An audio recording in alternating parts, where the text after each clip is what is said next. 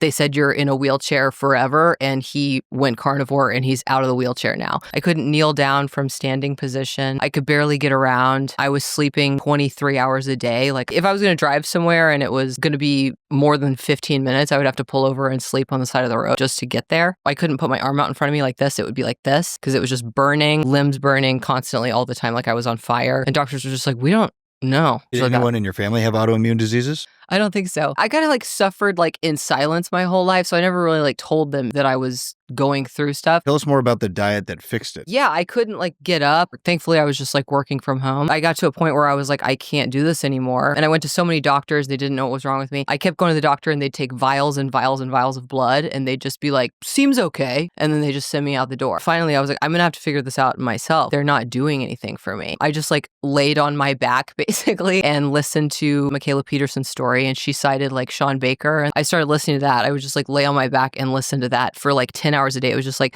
a story after a story after a story of these people who went carnivore and healed everything. I mean, there was even a guy who like, they said you're in a wheelchair forever and he went carnivore and he's out of the wheelchair now after like a lot of physical therapy and stuff like that as well. Stuff that I never even dreamed could possibly be cured. And so I just immediately did it as soon as I heard about it. It took about 3.5 weeks and then I had a 75% symptom drop off. And then after that, it was all gone.